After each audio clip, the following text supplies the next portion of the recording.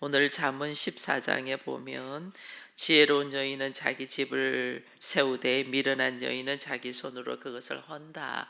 집을 세우는 이야기를 지금 하고 있죠. 그러나 우리가 이제 기본적으로 알고 있는 것은 여호와께서 집을 세우는 것, 이것을 우리가 이제 알고 있어야 됩니다. 파수꾼이 아무리 수고하여도 여호와께서 집을 세우지 아니하면 그것이 헛되다 그랬거든요. 이 말이 뭐냐면 가정이라는 것을 누가 하나님께서 세웠냐면 이 하나님이 처음에 아담과 하와를 만들어서 한 가정이 되겠잖아요. 둘이 한 몸을 이루도록 가정을 누가 세우냐면 하나님이 세웠잖아요. 우리의 집은 누가 이걸 설계하고 세워가냐면 하나님이 설계하셨고 하나님이 세워가는데, 그게 세우신 하나님을 알지 못하고 우리의 감정으로 사랑한다고 우리의 마음으로 잘 살 것 같아서 뭉쳐보니 결국은 다툼이 일어나잖아요. 우리가 어제 살아온 것이 그거잖아요. 여호와께서 우리의 가정을 허락하시고 설계하시고 이 가정을 세워가도록 하나님께서 계획하셨는데, 그 하나님의 의도와 뜻을 잃어버리고 나의 감정, 내가 보기 좋고 저 사람이 나 사랑하는 것 같고 저 사람하고 살면 내가 평생 행복할 것 같고, 그래서 우리가 가정을 꾸렸어.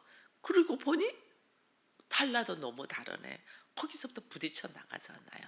그죠? 하나님은 우리의 가정을 세워지게 된 것, 우리의 집이 있는 것, 하나님의 자녀도 선물로 주셨기 때문에 그 선물로 주신 자녀를 통하여 무엇하라면 하나님의 이름을, 주의 영광을 올려드리라고 우리에게 가정을 허락했는데, 우리는 이 하나님을 가득하게 잃어버리고 내 보기 좋은 모습으로 가정을 꾸린단 말이에요. 그렇게 가정을 꾸리다 보니까 문제가 툭툭툭 생기고 나중에는 원수가 되고 이혼하고 헤어지고 같이 있는 것이 불편하고 막 이래 되는 거예요. 그래서 오늘 14장에서 지혜로운 여인은 자기 집을 세운다, 이 말은 뭐냐면 이 지혜는 하나님께로부터 오는 거잖아요. 그래서 하나님을 찾고 믿음대로 사는 자, 하나님 안에서 믿음대로 사는 자는 그 가정을, 그 집을 세운다. 그것을 이제 여인을 비유해서 이야기를 하는 거예요. 왜 여인을 비유해서 이야기를 하냐면, 가정에 남편이, 아빠가 가정의 중심이 딱 되어서 세우는 것 같은데 실질적으로 아빠는 바깥 일을 많이 하죠. 요즘 아빠들은 가정을 많이 들어와요. 거의 바깥 일하고 가정을 딱 디딤돌로 해가지고 기반을 딱 잡아주는 거는 거의 다 여인이잖아요. 여러분 봐보세요. 식사를 줘서 가족의 건강을 책임지는 자도 여자죠. 아이의 양육을 도맡아 하는 것도 여자죠. 이 가정을, 이것을 든든한 기초를 딱 세울 수 있는 역할을 하는 사람이 여자이기 때문에 여인을 비유해서 지금 이야기를 하는 거예요. 근데 그 여자가, 그 여인이 하나님을 알지 못하고 자기의 지식과 자기의 경험과 자기의 가지고 있는 노하우 가지고 한다면 그 가정이 온전히 세워지겠냐는 거예요. 아니라는 거예요. 가정을 세우는 것은, 그것을 계획하신 분은 여호와 하나님인즉 하나님의 뜻에 합당한 모습으로 우리가 깨닫고 세워져서 믿음의 걸음을 걸어야지 가정이 세워지지. 그러지 않으면 나는 열심히 수고했는데 20년 30년을 가정을 세우느라 수고했는데 결과적으로는 뭐예요? 전부 다 뿔뿔이 흩어져 가지고 각자의 자기 걸음을 걷잖아요. 이게 뭐냐? 하나님의 계획, 하나님의 방법, 하나님의 뜻, 믿음으로 살지 않아서 그런 거예요. 믿음으로 산다는 것이 이렇게 중요해요. 그래서 이것이 어디에 있냐? 오늘 본 게 1절, 미련한 여인은 자기 손으로 그것을 허문다 이랬거든요. 그래서 우리가 가정을 세우고 가정을 허무는 것이 누구에게? 나에게 있다는 거예요. 가정이 흥하고 망하는 것이 누구에게 있냐? 나에게 있다는 거예요. 가족을 세우고 살리고 죽이는 것이 누구에게 있나? 나에게 있다. 우리 손에 있는 거예요. 하나님 그래서 우리에게 맡겼기 때문에 하나님이 우리로 하여금 어디 믿음으로 들어오고 지혜를 가지고 여호와를 경외하라. 그래서 여호와를 경외하는 것이 지식의 근본이고 지혜의 근본이다 그 말이에요.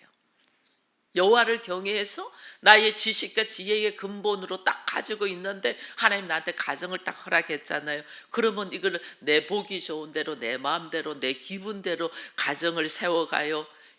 기본 여호와를 경외해서 하나님이 이 가정을 세웠다는 걸 딱 알면 주의 말씀대로 가겠어요. 주의 말씀대로 걸어가는 것이 기본, 가정을 세우는 기본이라는, 그걸 모르고 우리가 살아왔기 때문에 우리의 가정들이 이게 뭐 말할 수 없는 모습으로 지금 우리가 전 세계에서 일어나는 모습들을 보고 있잖아요. 이 여호와를 경외하는 것, 이게 지혜로운 여인이고 이것이 하나님을 경외하는 모습으로 가정을 꾸려가는 것이 얼마나 복된가를 지금 이야기하고 있는 거죠. 그래서 교만하지 말고 우리로 하여금 걸어가라는 거예요. 하나님의 말씀 안에 2절에 보니까 이런 말이 있어요. 정직하게 행하는 자는 여호와를 경외하여도 패역하게 행하는 자는 여호와를 경멸한다 이래 놨잖아요.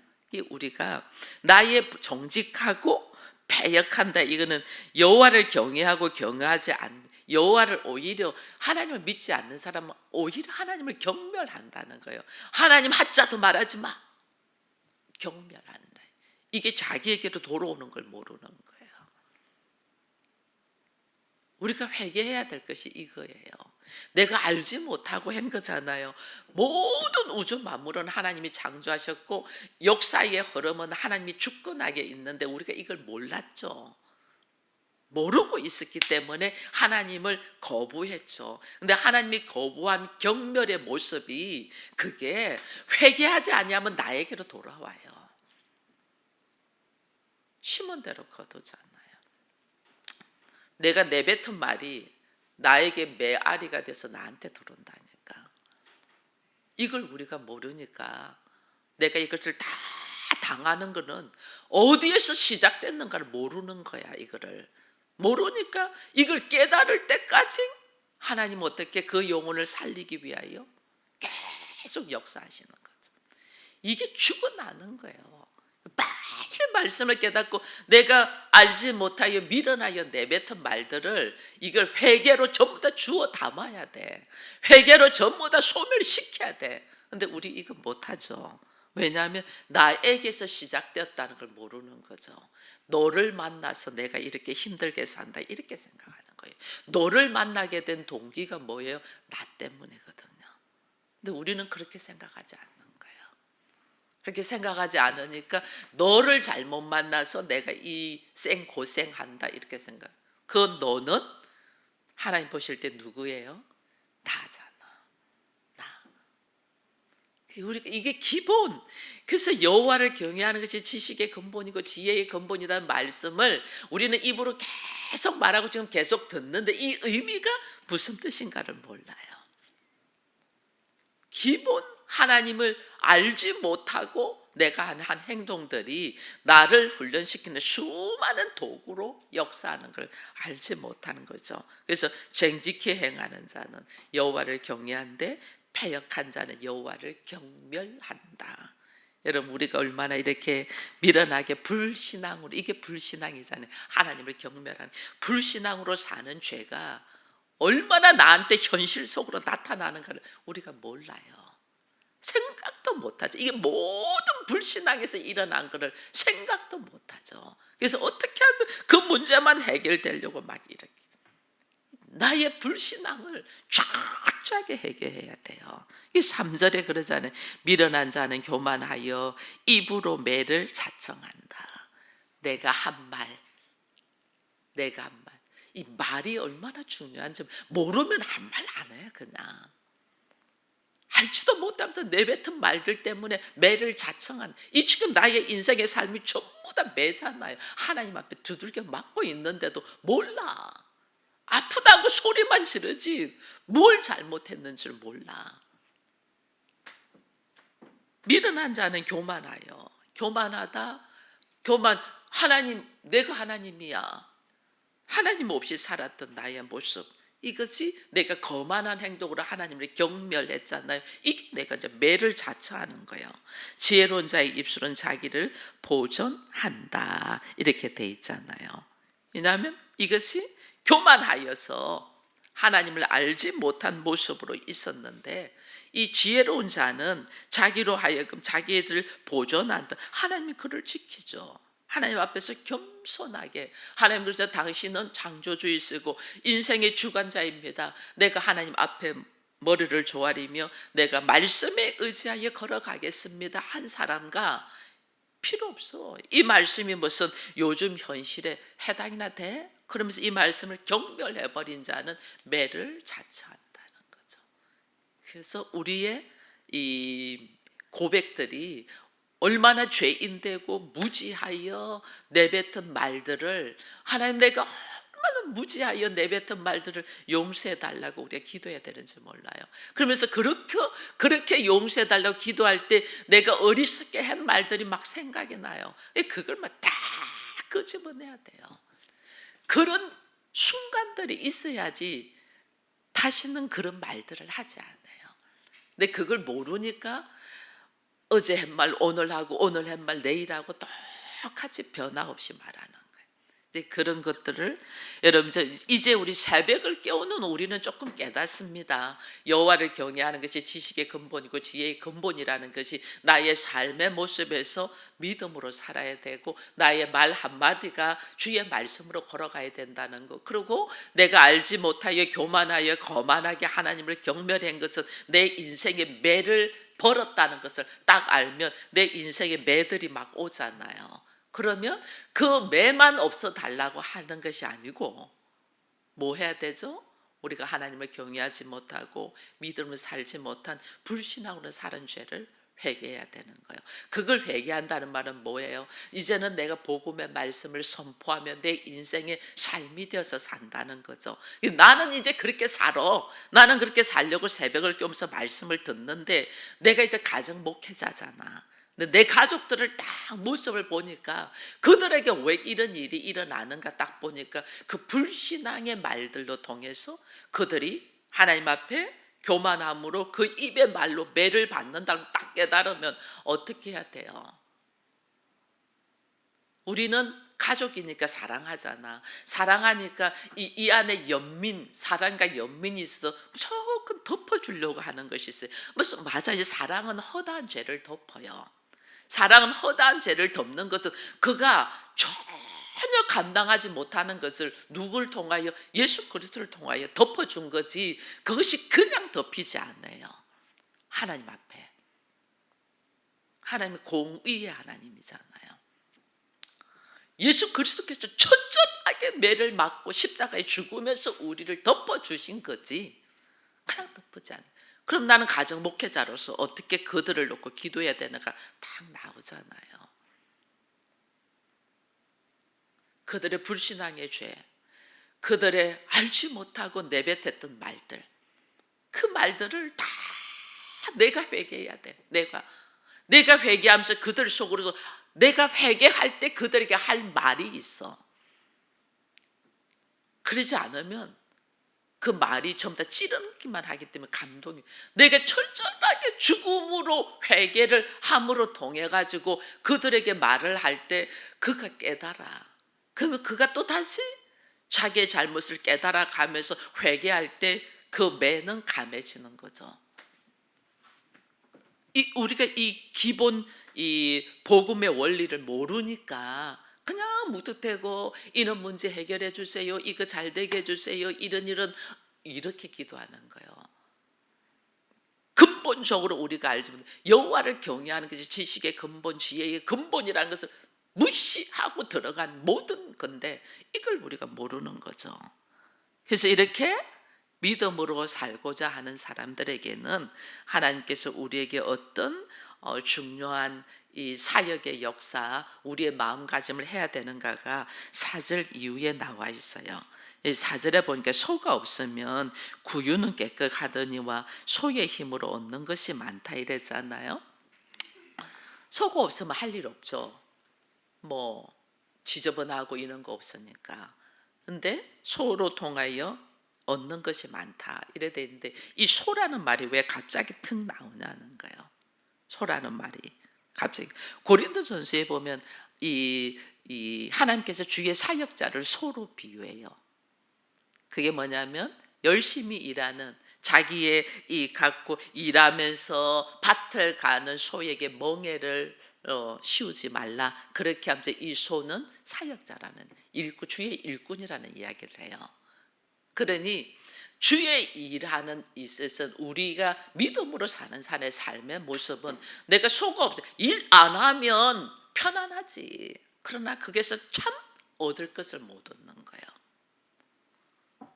그래서 왜 하나님 여기다가 소가 없으면이라고 이야기를 하냐면 우리가 하나님의 믿음으로 사는 사람들의 모습은 어떤 모습을 살아야 되면 소와 같은 모습. 소는 어떤 모습이에요? 소. 우리 소고기 다 좋아하잖아요. 특히 한우, 툭불 좋아하잖아요. 소는 있는 동안에 열심히 일하잖아요. 묵묵하게 하면서 묵묵히 일하잖아요. 주인의 모습에 그 덩치 커도 주인 절대 들이박지 않죠. 묵묵하게 일해요. 일해야 하면 일. 그리고 자기 죽어선 자기 살도 자기 가죽도 소가죽을 우리 뭐 신발도 만들고 가방도 만들고 옷도 만들고 뭐 소파도 만들고 뭐도 만들고 자기 살아생전은 묵묵히 충성하고 죽어서는 살과 가죽과 심지어 자기가 난 새끼조차도 아낌없이 다 주잖아요. 이게 뭐냐면 믿음으로 사는 사람은 충성.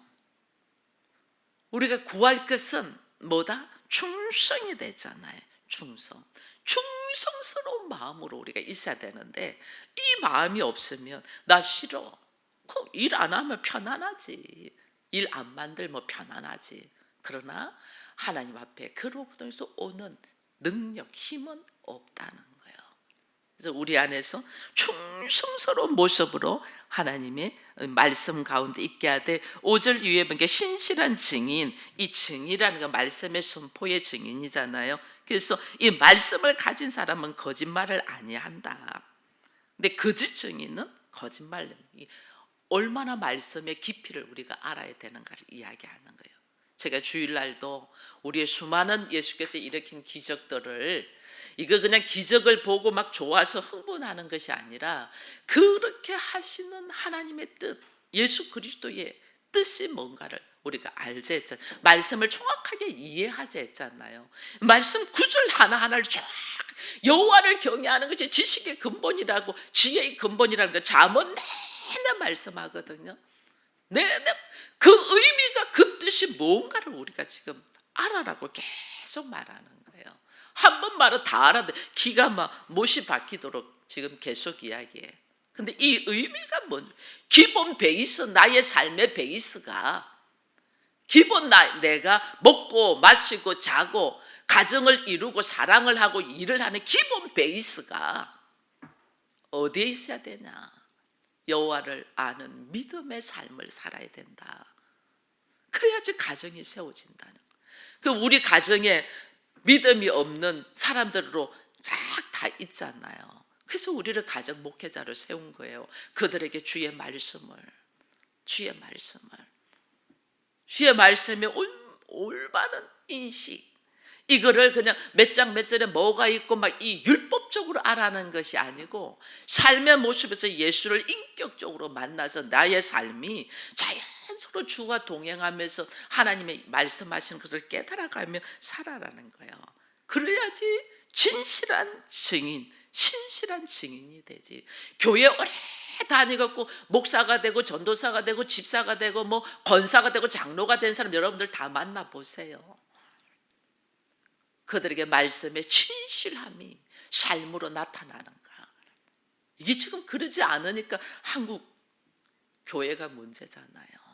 이게 기본 우리의 삶의 베이스가 하나님의 말씀에 딱 의지해서 하나님의 말씀 뭐에 더불어 살아라는 거잖아요.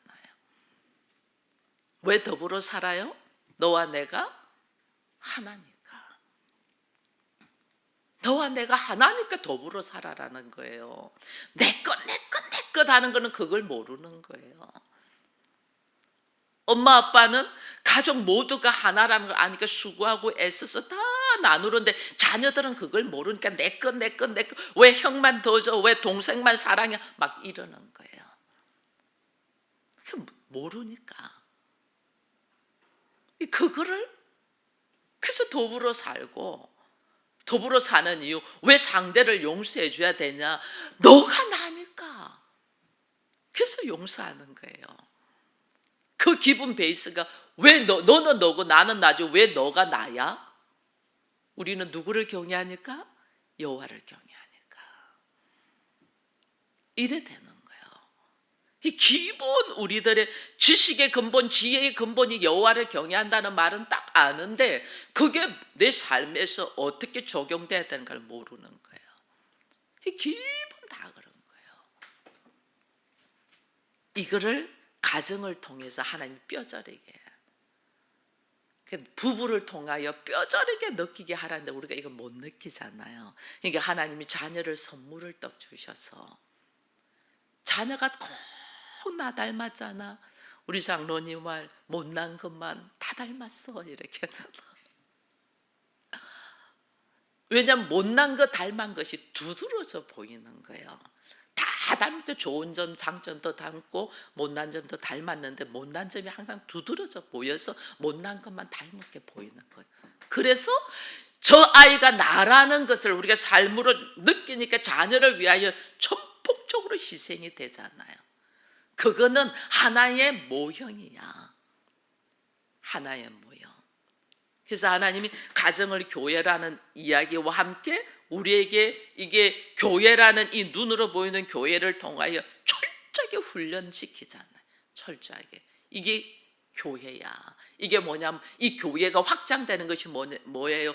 민족으로 열방으로 쫙 벌어. 나의 사고 생각이, 내 사고 생각이 내 안에 갇혀 있다가 내 사고 생각이 내 안에서 내 가족으로, 내 남편으로, 내 자녀로, 내 형제로 이게 확장되다가 이게만 머물러도 안 돼. 이게 어떻게 전 세계로 확장이 쫙 돼야 되는 거예요. 이게 하나님의 충만. 하나님의 충만. 그죠? 하나님 충만은 어디든지 계시잖아요. 우리가 그 하나님의 충만 안으로 어디든지 누구와도, 너와 내가. 제가 과거에 그 네팔 선교 갔을 때 제가 흑인에 대하여 선입견이 있었다고 했잖아요. 어린 시절에 그 경험된 것 때문에 선입견이 있는데, 네팔 딱 가게 전부 다 흑인이잖아요. 근데 그 흑인과 그 사람과 말도 제대로 통하지 않는 그 사람을 위하여 기도하면서 울고 그냥 껴안고 막 하는데 사랑하게 되더라고요. 아, 사랑하게 되구나. 서로 의사소통도 잘 안 돼. 왜냐하면 이 네팔 사람들도 조금 교육을 받은 사람들은 기본 영어를 잘해요. 난 영어 잘 못하잖아. 나는 그냥 단어로만, 그냥 하영이 수준이야. 말하는 것이. 하은이는 말을 야무지게 잘하잖아요. 저의 영어 수준은 하영이 수준이에요.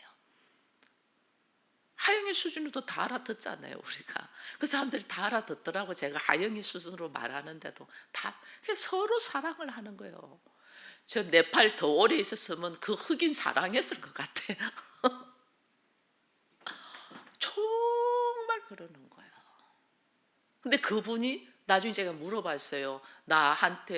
저한테 보디가드가 되어가지고 분명히 안 보였는데, 그 많은 속에 사람이 있으니까 안 보이는데 어디 가는지 모르는데요. 제가 위험에 처할 때마다 나타나서 딱딱 보디가드가 돼주더라니까요. 그 깜짝깜짝 어디 있다가 나타나. 뭐 웅덩이에 제가 이렇게 웅덩이에 푹 빠지는데 어디서 나타나가지고 저를 웅덩이에서 탁 건져주고 이러더라니까요. 깜짝깜짝. 그 차들 질서 없어서 한 번도 아닌데 어디서 나타나고 저를 거기서 딱 지켜주고 이러더라니까요. 그래서 제가 나중에 물어봤어요. 나한테 어떻게 그렇게 어디 있다가 그렇게 보호하고 잘해주냐 물어봤더니 그분이 하는 말이, 자기를 위하여 자기 부모도 어느 누구도 이렇게 기도해 준 분이 없다는 거예요. 제가 이 사람들서 아무것도 모르잖아요. 근데 이분을 놓고 기도하는데 막 통곡을 하면서 기도를 하면서 이 양반에 대해서 그냥 쫙 다 알아지는 거예요. 자기를 위하여 부모도 이렇게 기도 안 했는데 어떻게 자기를 위하여 이렇게 기도해 줄 수가 있는가. 너무 감사해서 여기 있는 동안은 자기가 지키겠다는 거예요. 나를. 그게 우리의 선입견을 그냥 제가 가지고 있던 선입견을 그냥 다 깨는 거예요. 하나님이다. 여러분, 하나님은 우리가 여호와를 경외하며 하나님의 말씀을 가지고 나가면 내가 가지고 있는 이 옹졸한 아집과 고집과 선입견들이 그냥 다 깨져요. 이것을 우리가 경험돼야 된다. 하나님 앞에 경험돼야 된다. 그래서 말씀과 기도 중심으로 가면서 6절에 보니까 거만한 자는 지혜를 구하여도 얻지 못하거니와 명철한 자는 지식을 얻기가 쉽다. 여호와를 중심, 경외하는 중심으로 살면 아주 이렇게 하나님께서 우리를 지키신 쉽다. 이게요. 뭐 제가 이거 지금 구구절절 다 하려면 오늘 오전 내내 하면 제가 14장을 구체적으로 다 말해줄 수 있을 것 같아요. 오늘 우리 하나님께서 우리에게 하시는 좀 나의 영적 상태를 좀 점검하자. 여러분, 영적 상태를 좀 점검하기를 바랍니다.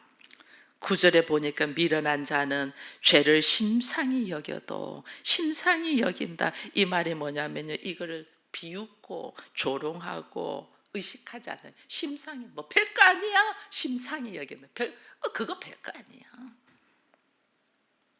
하나님의 말씀을 이게 얼마나 미련한 자예요. 그러니까 자기 죄 뭐 세상 사람 그런 죄 안 짓는 사람이 어디 있어. 별거 아니야. 그게 하나님은 심각한데 우리는 다 죄 짓는 속에 있으니까 그게 너도 하고 나도 하는 별거 아니네 이래가지고 아무 생각 안 하는 거예요. 남자가 다 그렇지 뭐. 남자가 그 정도 안 하는 게 어디 이렇게 생각한다니. 이게 하나님 앞에 엄청난 죄인데 세상 그렇게 안 하고 어떻게 살아. 이게 하나님은 그것 때문에 지금 나를 매를 대는데 나는 뭐 별거 아니야. 심상히 여긴다. 내가 한 말도 하나님은 내가 다시 주워 담아서 회개하도록 매를 대는데 나는 내가 말한 거와 행동조차도 그냥 뭐 별거 아니게 여긴. 이걸 그냥 다 붙들고 자기의 영적 상태를 좀 점검하자. 이 점검에 왜? 하나님은 항상 나와 함께 하시기 때문에. 하나님은 내가 함께 하신다는 걸 모르니까 내가 은밀하게 지은 죄들을 심상히 별거 아니게 여기는 거예요. 하나님이 뭐 아셔? 하나님 내가 몇 번 이래 해도 아무 이상 없었어. 이게 얼마나 무서운 건 줄 몰라요. 그러니까 어떻게 돼요? 여기 보니까 11절에 악한 자의 집은 망하겠고 정직한 집은 흥하리다. 집이 흥하고 망하는 것이 누구에게 있다? 나에게 있다는 거예요. 믿음 없이 행동하는 나에게. 그러니까 이렇게 나와요. 여기 보니까 13절에 뭐라고 돼 있어요? 웃을 때에도 마음에 슬픔이 있고 즐거운 끝에도 근심이 있다. 내 감정이 웃는데 웃는 게 아니야. 그런 게 있잖아요. 웃는 게 우프다. 웃는 게 웃는 게 아니야. 웃어도 마음이 슬프고 이게 우프다는 말이 이게 지금 잠언 14장에 나온 말이에요. 내가 즐거워도 즐거움 뒤에 근심이 있다. 왜? 근본적인 해결이 안 됐기 때문에.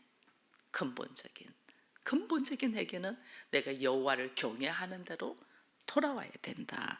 진리를 점검해야 된다. 그래서 12절에 이랬잖아요. 어떤 길은 사람이 보기에 바르나 필경은 사망의 길이다. 자기가 볼 때 잘 사는 것 같는데 필경은 사망의 길이다. 근본적으로 진리의 말씀 위에 내가 서 있나 없나 이것을 점검해야 된다. 이것이 점검될 때에 오늘 우리들의 걸어가는 걸음들이 요 뒤로 넘어가면 26, 27절도 여호와를 경외하는 자에게 경관 의례가 있나니 그 자녀들에게 피난처가 있으리라. 여러분, 나부터 하나님을 온전히 경외하는 자가 되면 그 자녀가 나한테 피난처로 삼아서 그들이 새롭게 시작될 기회가 있겠죠. 그래서 우리를 가정 목회자로 세운 거예요. 나를 통하여 자녀들이 여호와를 경외하는 자로 세워지도록. 20세 여호와를 경외하는 것은 생명의 셈이니 사망의 그물에서 벗어나게 한다. 나는 예수 그리스도를 통하여 생명을 얻은 자. 내 자녀들은 그런 나를 보면서 예수 그리스도를 알아가면서 또 생명을 얻도록. 우리가 얼마나 여호와를 경외하는 것이 이 놀라운 인생의 삶의 기본적인 자세인가를 다시 한번 14절에서 말씀해 주시는 것을 딱 보면서 다시 깊이 묵상하며 하나님 앞에 나의 어리석게 잃었던 말들, 행동들 앞에서 주 안에 거하는 우리가 되기를 축원드립니다.